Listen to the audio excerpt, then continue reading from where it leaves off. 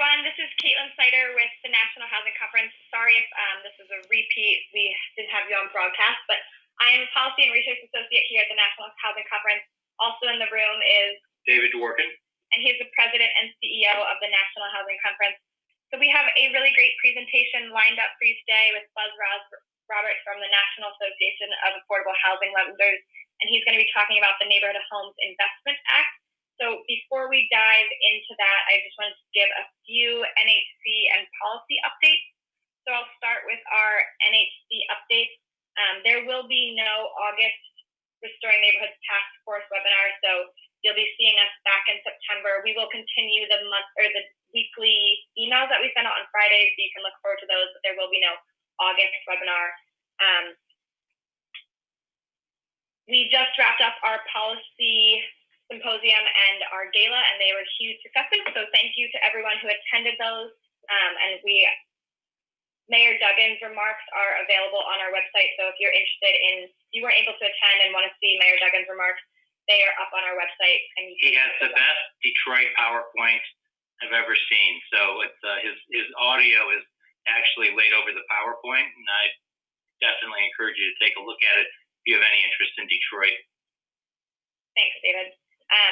And the last NHC update is that we are now, with the Gala and Policy Symposium behind us, looking forward to our Solutions for Affordable Housing event in the fall. So on November 27th, we'll have a day of keynotes and breakout sessions. And then on November 28th, the next day, we will be having our Advocacy Day and encouraging folks to go to the Hill. So, and just a word on the Advocacy Day is that we are going to be staging a fly-in for all of our members, which means that you can come into the conference.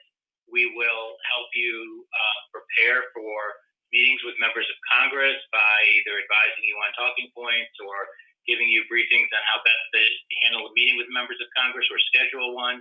And then when you come in, there'll be time set aside for you to go up to the Hill when they're in session, including the new members who will be organizing and measuring office space, and the agenda that we'll be pushing is yours. So when you go in for a meeting with your member, then it's really about your agenda, and we will provide talking points if you need them, but it's an opportunity for all of our members to come in, and for those of you who are already doing a fly-in during the year, to have an extra one, particularly one that's scheduled when the freshmen are mostly focused on what kind of how many Lincoln chairs they get in their office, and when the members are also caucusing and figuring out who's going to lead what, particularly in the event of a tsunami election, which this could well be, which means it'll be even more interesting. So with that, we hope you're able to participate and keep an eye on our website to keep up with that. Thanks, David. So that's it for NHC updates, and I just have one policy update to share with folks on the webinar. I just want to let folks know that a couple of weeks ago, the House passed the Credit Access and Inclusion Act of 2017. So this bill was led by Representative Keith Ellison out of Minnesota, and this would allow PHAs and private landlords, for that matter, and telecom companies, anything where you are doing on-time payments, they would now be able to submit those payments to credit agencies. They are not required to do so, and it still gives them no additional funding to do. Specifically for PHAs, it gives them no additional funding to submit those credit reporting. But it now goes to the Senate. It's in the Senate banking. As far as we can tell for right now, the Senate might be done its work for the rest of the term with everything, with the nominations around the Supreme Court and all of the other nominations that they still have to get through. I would love to be proven wrong, but I expect that the Senate is mostly done on its work. But it's something to keep your eye on as it moves forward, and especially in the next Congress, because it was passed by the House with a bipartisan vote. So it has its potential. So with that, I will pause on the policy update, and I want to introduce Buzz Roberts. He is the President and CEO at the National Association of Affordable Housing Lenders, and this Neighborhood Homes Investment Act that we're talking about today. He has largely been leading the effort for, 10 years now? Is it going farther than that? Well, there was an effort in the previous decade that kind of got interrupted by the housing crisis. But now that markets are back, it seems like a good time to reintroduce the idea. Well, with that, I will let the expert take over and tell you all about it. So good afternoon, everyone, and thank you, Caitlin and David. It's a great opportunity. This is something we've been doing in conjunction with the National Housing Conference and a number of other advocacy partners in Washington. And the issue here is the challenge of dealing with single-family homes in economically distressed neighborhoods. And the challenge is, of course, a familiar one, which is that the cost of rehabilitating these homes or constructing new homes in these neighborhoods, it can't be supported by their market value after the rehabilitation or construction is completed. And so it's an echo of what we see on the rental housing side, of course, dealing with what we are calling an appraisal gap. And it's impeding the stabilization and revitalization of a lot of neighborhoods. So you can see that, perhaps not shockingly, in many cities and towns and rural areas across the country, the predominant housing stock is single family. And so unless we can do something about that single family stock, it's very hard to get long-term stabilization in those neighborhoods. In addition, many of these neighborhoods in distressed cities are vacant or abandoned, and so they really need to be addressed. And these are places oftentimes where the housing values are quite moderate. Not so much about the high cost coastal markets, more in terms of the rest of the country. But medium home prices, and these are market-wide home prices, so in lower income neighborhoods, the medium home prices are significantly lower, would be quite affordable if you could get them built and rehabbed. And if you could do that, then you could really have an impact on the broader stability of those neighborhoods. So that's the problem we're trying to address. And the solution we have is called the Neighborhood Homes Tax Credit. We've proposed the Neighborhood Homes Investment Act that would provide a new federal tax credit to rebuild distressed neighborhoods and retain and attract moderate and middle income homeowners. Could be some lower income homeowners as well. But this is not just about low income housing, it's about neighborhood stabilization. It could be used to support new construction of homes for sale to homeowners, or the substantial rehabilitation of homes for sale to a homeowner. Or it could be used to rehab a home that's already owned by an occupant, but that home needs rehabilitation.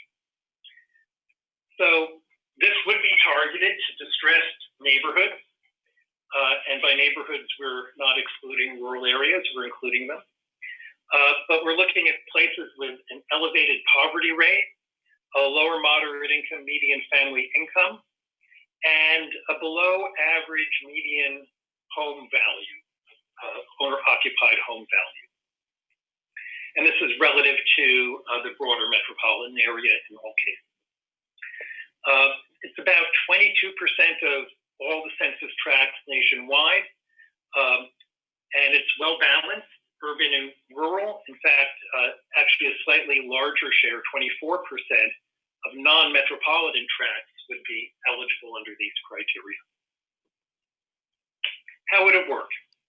Well, if you're familiar with the low-income housing tax credit and even the new markets tax credit, you're going to hear a lot of echoes of those experiences.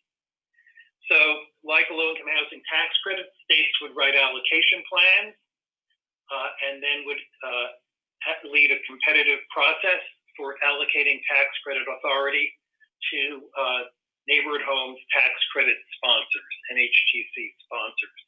These sponsors could include developers, investors, lenders, local governments, but they're going to be managing local programs. The idea here is you wouldn't go to the state every time you found a house and wanted to rehabilitate it, but you'd have a strategy for tackling this problem in a neighborhood or perhaps several neighborhoods within a locality. And you would apply on that basis for a volume of tax credits that you would then manage according to the program design. Once you got your allocation, you would go raise equity capital from investors, and then you would use those funds primarily either to provide construction loans to home builders or existing homeowners, or the sponsor could develop the homes directly themselves. We've tried to build in as much flexibility here as possible because we understand that all housing is local and context and capacity at the local level matter a lot, and we know enough to know that we don't know everything. What kinds of properties would be eligible? Well, a broad range of homes. Single-family homes with 1 to 4 units, condominiums, co-op, and factory-made housing that would be permanently affixed to real property. We would say that the maximum home sale price should not exceed 4 times the area median family income. So, for example, if the area median family income is $70,000, the maximum sales price could not exceed $280,000. Purpose of this is to make sure that the homes are going to be broadly affordable to the average household in an area. What kinds of homeowners and buyers would be eligible? Well, this targeting is a little bit broader than what we usually see in affordable housing. Again, the idea is to stabilize neighborhoods. So we want to have something that would be available for middle income as well as moderate and lower income buyers. And so we'd say that at least for each sponsor's local program, at least 90% of the homeowners would have to have incomes not exceeding 140% of the area or state median family income. And that would include at least 10% of those homes would have to be occupied by owners earning less than 80% of the area median or state median family income. And 10% of the homes would have no homeowner income limits at all. They could be a sort of a wild card, because we've all seen situations where you have a great household that you want to include, but their income is just a little higher than the program rules will permit, and you hate to turn them away, but you have no choice. Here you have that 10% wild card. So, for example, if the area median family income is $70,000, then at least 90% of the homeowners have to have incomes not exceeding $98,000, and at least 10% of the homeowners would have to have incomes not exceeding $56,000. States could also set other criteria.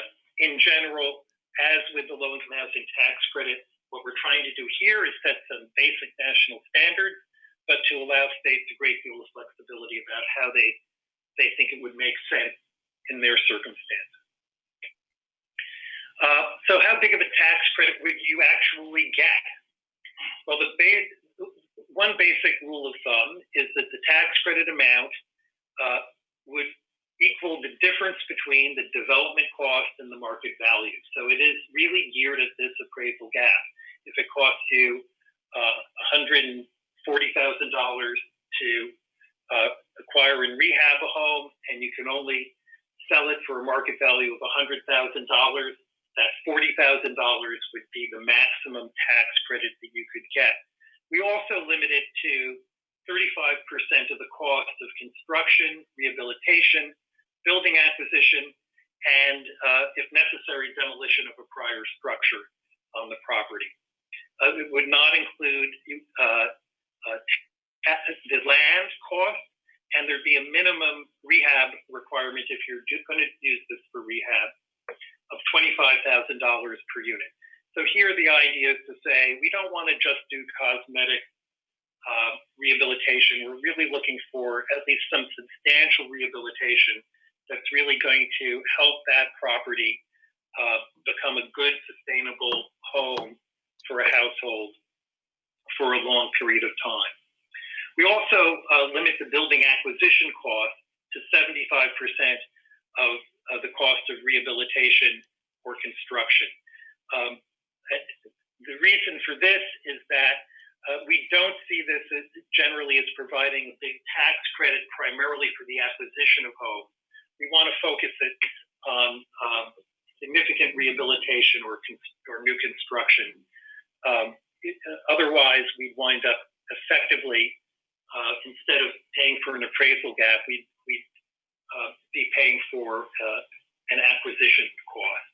And that could have the perverse effect of driving up the cost of existing homes in that neighborhood without adding a lot of value to the process.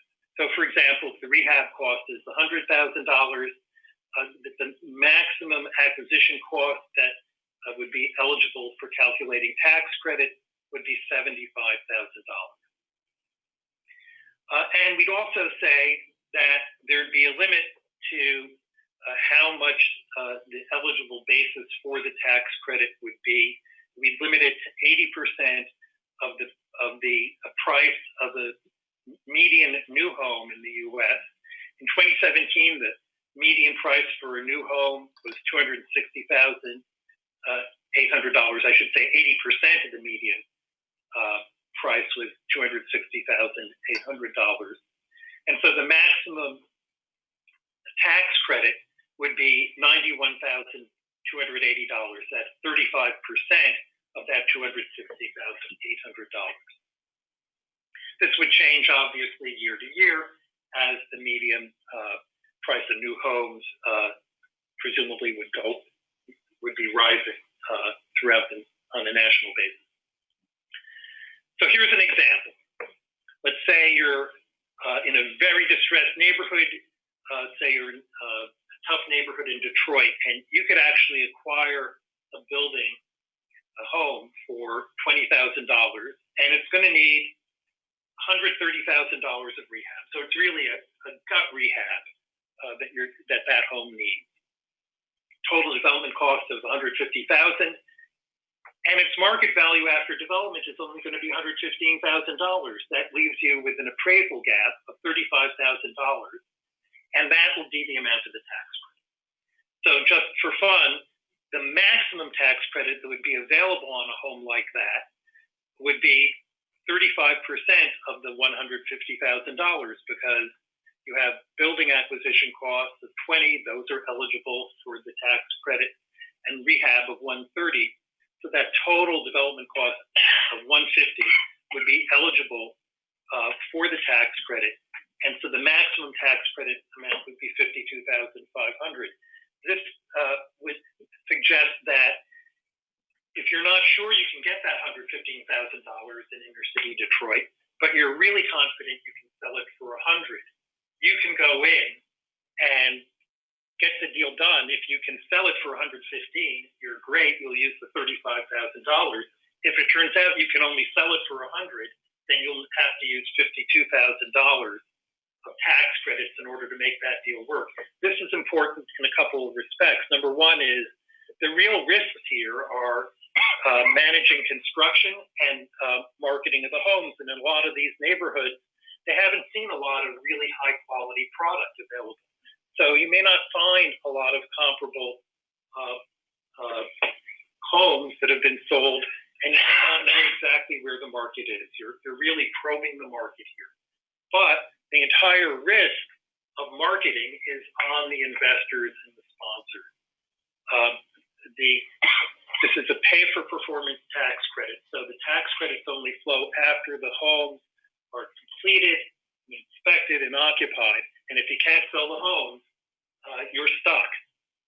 So you might go to the state and say, state, we'd like to apply for $1 million of authority here, and we'll promise you 20 homes, roughly $50,000 a home. If we can do better than that, if instead of $50,000 we only need 35, we'll be able to do almost 30 homes. We can get a lot more work done, and now have a little bit more confidence on where this market really is, and begin to stabilize the market and move home prices up into a more stable and sustainable range. Here's another example: new construction. Here we're buying land for $25,000. We have a new construction cost of $195,000 for a total development cost of $220,000. This is a new home. We can sell this home for $175,000. That gives us an appraisal gap of $45,000, and that's what the tax credit would cover. But on this home, the maximum tax credit would be $68,000. So that gives us, again, a little bit of wiggle room here in case the market isn't as strong as we hope it will be. So how would an investor get these tax credits? So as I mentioned a moment ago, the credit would be claimed after a home is completed, inspected, and owner-occupied. And investors would get repaid from a combination of the tax credit plus the home buyer's permanent mortgage and whatever down payment they would make on the home. So investors are not going to be subject for recapture once the homes are completed and inspected and owner-occupied. They have done their thing. This is different from low-income housing tax credits. You don't have a 15-year recapture period. You don't have a 30-plus year compliance period. The investors have no control after they've sold the home, and so they're not accountable. But if the homeowner were to sell the home within 5 years, she or he would repay some portion of the tax credit amount. So it would be the lesser of that tax credit, and that would be phased out in years 3 through 5, or half of the appreciation.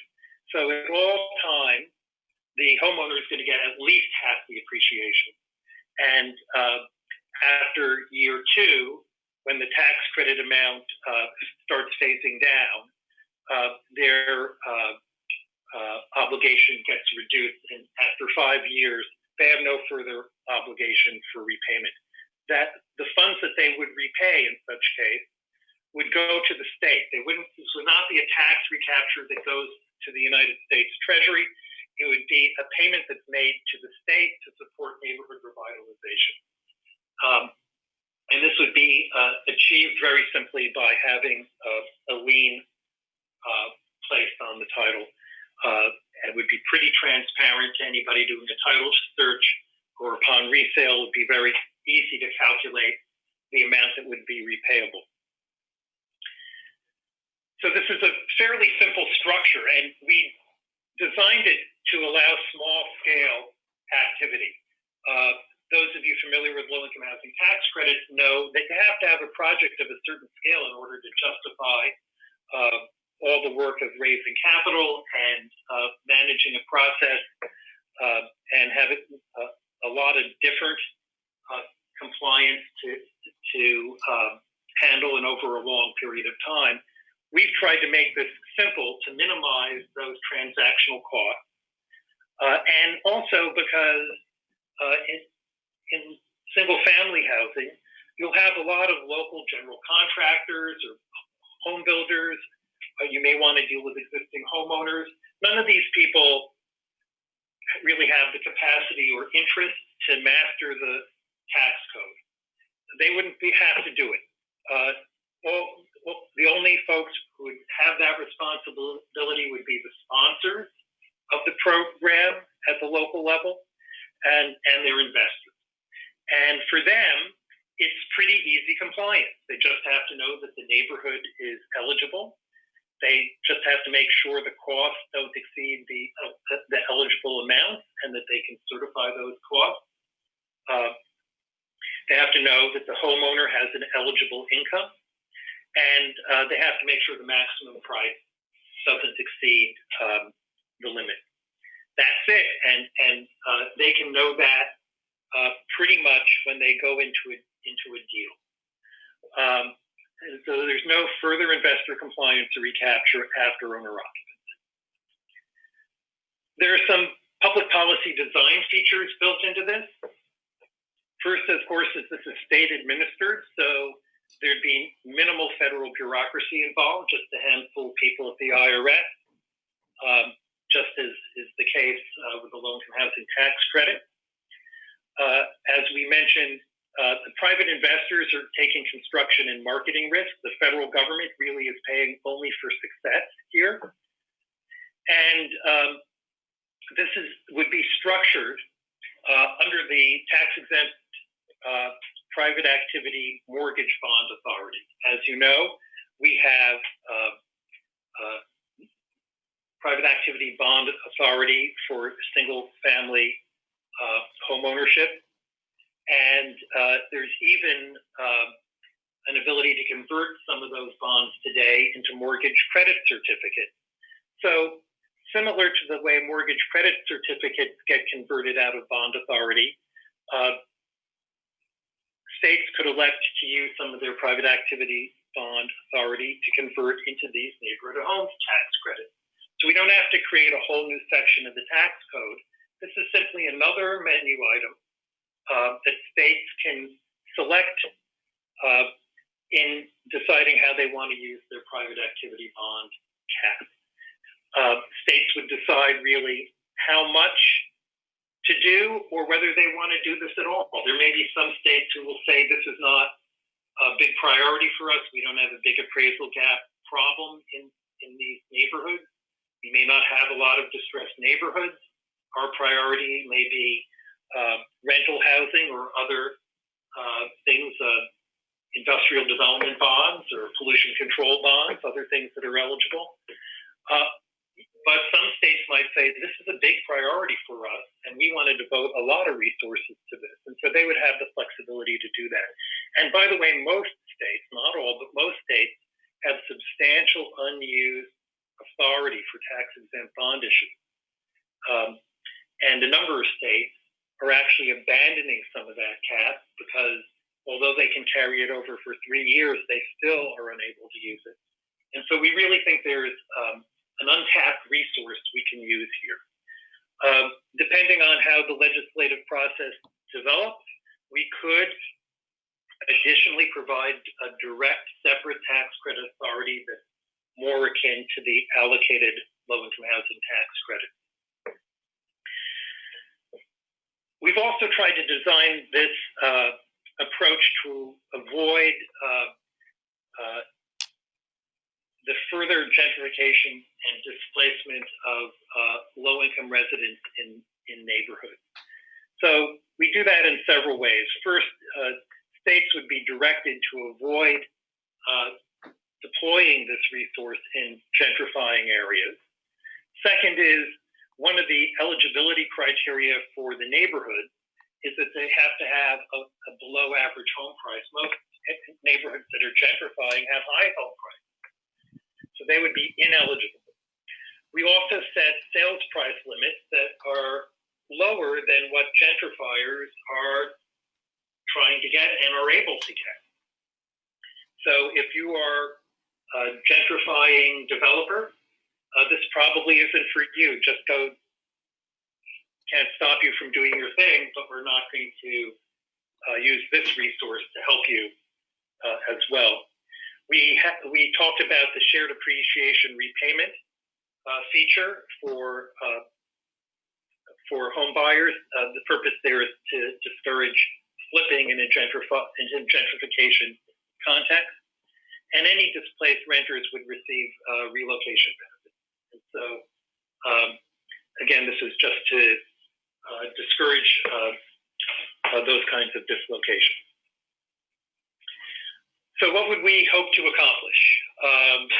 Number one is stable mixed-income neighborhoods. This is called the Neighborhood Homes Tax Credit, Neighborhood Homes Investment Act, because the focus here is really on neighborhood stabilization. We hope to reduce blight and to have fewer vacant properties in neighborhoods. We want to have quality housing. We want to have affordable home ownership opportunities for lower, moderate, and middle-income homeowners and home buyers. We want to attract private equity investment. We want to have new jobs in construction and related industries. And we hope to generate tax base for the locality as well as the state and even the federal government. Where are we in the process? We are seeking lead congressional sponsors. We've been talking to a number of members who sit on the committees of jurisdiction. These are the tax committees. So in the Senate, that's the Senate Finance Committee. And in the House, it's the House Ways and Means Committee. And we're building a coalition of national and local organizations to support this effort. So you've got information on for a website where you can get more if you would like to learn more about this or become a supporter in the coalition to try to get this done. We don't think we're going to get it done this year. We're just using this year to attract our congressional champions, build a coalition, and begin to build momentum for the next Congress. So with that, I guess we can open it up for questions. Yeah. Thank you, Buzz. That was very helpful, and you did a great job explaining what can be a complicated process. So at this point, we're going to open up for questions. If you do have any questions, you can submit them through the question box in your GoToWebinar dialogue. So my first question to kind of get the ball rolling, Buzz, is you mentioned the legislative process and kind of where we are. What can folks who are listening today who are interested, what can they do to get involved in this process? So I think the first thing is to go to the website and you can learn more about this. If you're an NHC member, I'd say you should be in touch with NHC about this. Or we have a number of other organizations at the national level that are supportive. So you should talk to your networks, those national organizations, see if they're already supportive, and if not, help recruit them to the effort. Okay, so we got our first question.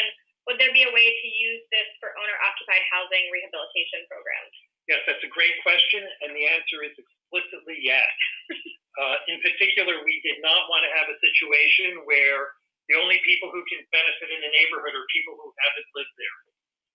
What about all those people who have been living in these neighborhoods or existing homeowners and whose homes need rehabilitation?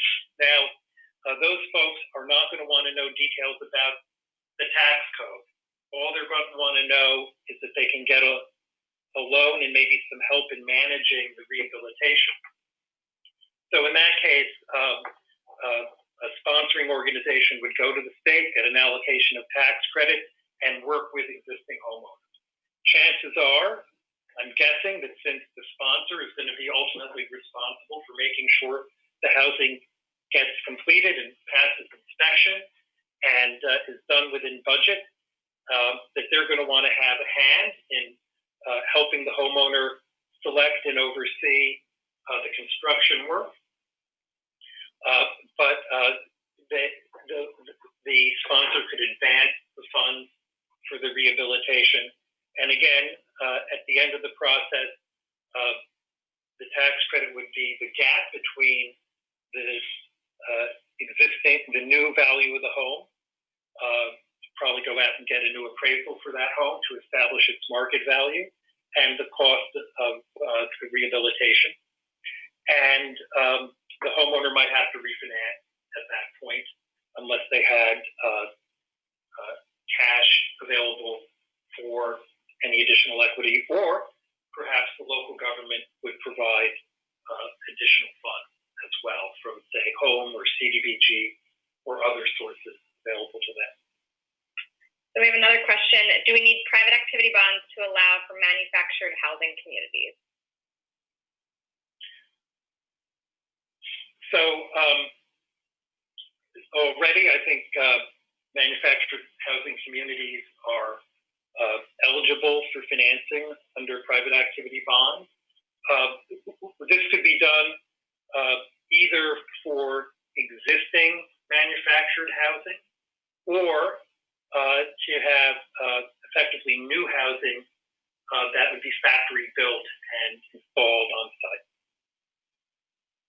So on the recapture policy, we have a question about whether there would be waivers or exceptions to the recapture policy, and they list examples of military, job relocation, death of a borrower, that kind of stuff.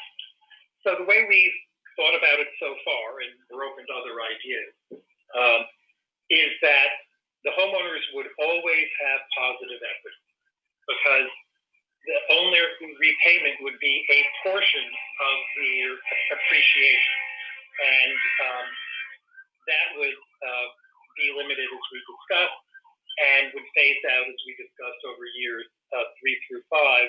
So homeowners would always have positive equity. And we think that's important, not just because people may need to move, but also because from a mortgage lender's perspective, you always want to have your borrowers, your homeowner borrowers, with positive equity in the game. That helps to protect the loan. All right, so we have one more question coming in, and I'm not quite sure what they meant, so I'm sorry if I butcher your question. What do you, as the term length of the tax credit deal, what do you see? Yes, I think I understand. How long an investment would this be? Well, it could be a pretty short-term investment because it might take me 6 months or a year to acquire and rehabilitate a home or to build a home. And I only really need the investment capital for that period. So it's a very short-term investment, much shorter than, say, a low-income housing tax credit investment or a new market tax credit investment. And so we think that'll help attract investors to the process and minimize the rates of return that they will require. Okay. Would homes be ranked by best investment, or would there be a point system put in place per home? So this would really be up to each state to determine. One of the things that we appreciate about the low-income housing tax credit is the way states have done such a good job in managing that, and they don't all do it the same way. Most of them have point systems for a competitive process, but they would get to decide sort of what their priorities would be. That's why they would have a qualified allocation plan, similar to what we see with the low-income housing tax credit. We would expect that to be a plan that would be published for public comment, the way the qualified allocation plan is for low-income housing tax credit. And these kinds of issues would be established sort of on a state-by-state basis. Some states might say, we've got a whole bunch of towns in rural communities where incomes are low and we have new employers moving in. There's no place for their workers to live, and they need to build some homes so that they can accommodate economic development. Other states might say, We have some urban neighborhoods that are really distressed and that we need to reclaim, and so we want to focus our efforts there. But all this is subject to market discipline, because if you can't get builders to build and you can't get investors to invest and take the risks, the construction risk and marketing risk, this can't work. So we think it can work in a variety of ways, but we think it's going to work a little differently from place to place. We have one more question come in. I encourage folks to continue sending them. How does this compare and contrast the opportunity zones? So this could complement opportunity zones, but opportunity zones are long-term investments. To really get the most out of an opportunity zone investment, you have to hold that investment for 10 years. This is much shorter term. In addition, opportunity zones are really not usable for this kind of home construction and rehabilitation, because they are long-term investments. But if you're in an opportunity zone and other things are going on in that zone, then this home rehabilitation and construction can be a very important part of a more comprehensive strategy for that zone.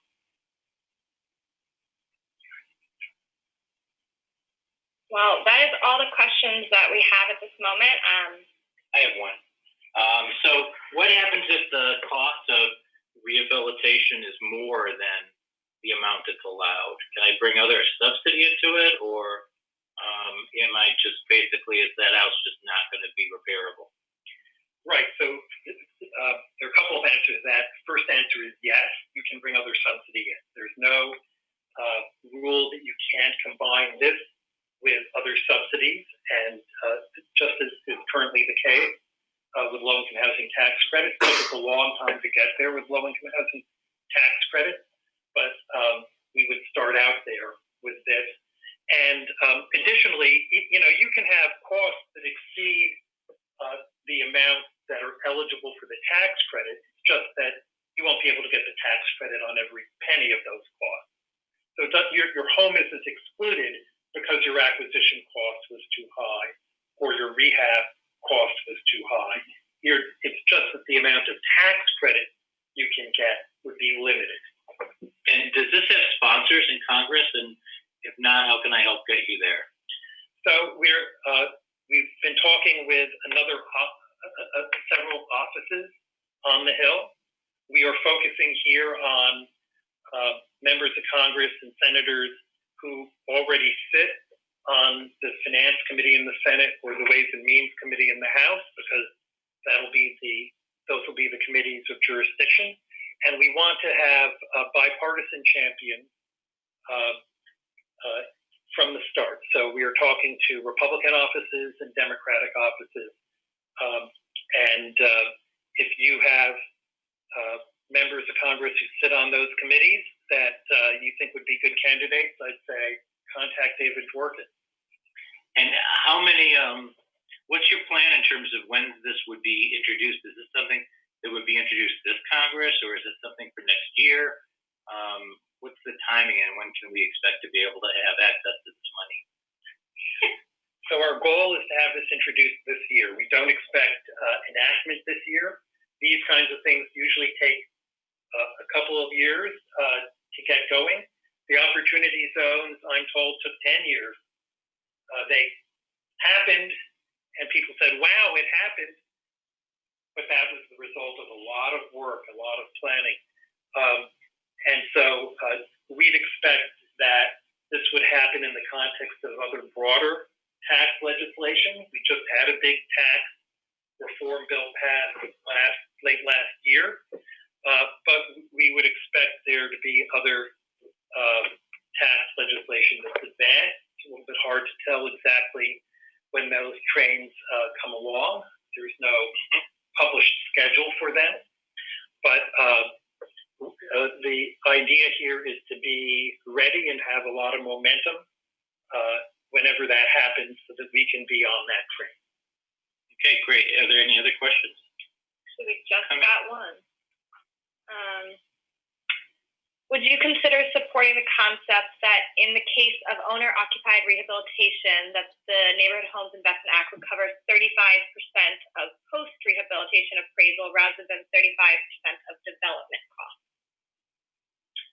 That's interesting. I don't think we would take it all the way to necessarily to the 35% of everything, but we could apply a similar approach to an acquisition rehab strategy, where 35% of the building acquisition costs as well as rehabilitation would be included, and we have to impute the acquisition cost based on a pre-rehab value.